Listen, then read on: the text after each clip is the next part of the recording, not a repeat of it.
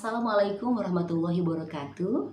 Halo, apa kabar semuanya? Senang rasanya kita bisa berjumpa pada pembelajaran bahasa Indonesia di tingkat MA bersama Bu Elim. Bagaimana? Apakah sudah hadir semuanya? Dan apakah kalian semua sudah siap mengikuti pembelajaran kita kali ini? Alhamdulillah kalau sudah siap. Sebelum kita memulainya, mari kita membaca doa terlebih dahulu. Berdoa dimulai. Berdoa selesai. Semoga pembelajaran kita kali ini dapat berjalan dengan lancar, bermanfaat, dan tentu saja bernilai pahala di sisi Allah Subhanahu wa Ta'ala. Amin, amin ya Robbal 'Alamin. Baik, pada kesempatan kali ini kita akan mempelajari menemukan nilai-nilai kehidupan dalam cerita pendek. Bila pada pertemuan yang lalu kita sudah membahas cerita pendek, kali ini kita akan membahas nilai-nilai kehidupan di dalam cerita tersebut. Nah, sekarang kalian dengarkan ya kutipan cerita pendek yang akan Ibu bacakan.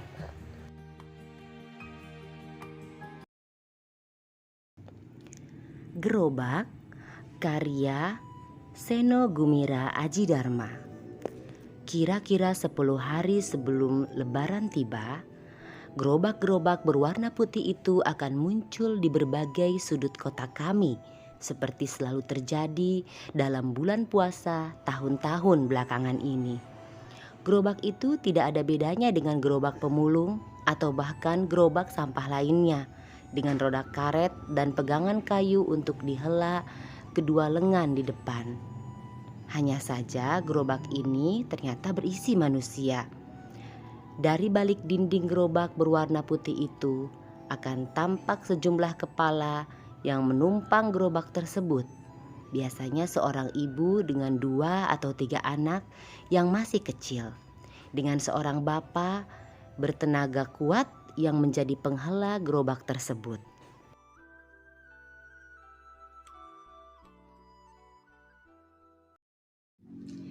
Nah, setelah kalian mendengarkan kutipan cerita pendek tadi, kira-kira apa yang bisa kalian temukan dalam cerita tersebut?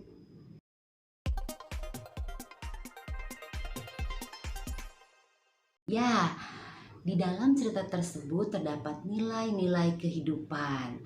Nah, untuk lebih mengasah keterampilan kalian tentang menemukan nilai-nilai kehidupan dalam cerita pendek, Ibu sudah menyiapkan sebuah cerpen dari A.A. Nafis yang berjudul Robohnya Surau Kami.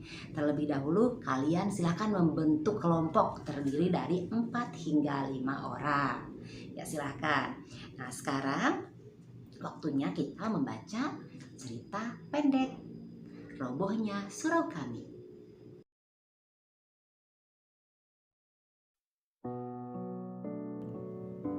Robohnya Surau Kami adalah sebuah kumpulan cerpen sosio-religi karya A.A. Nafis. Cerpen ini pertama kali terbit pada tahun 1956 yang menceritakan dialog Tuhan dengan Haji Saleh, seorang warga negara Indonesia yang selama hidupnya hanya beribadah dan beribadah.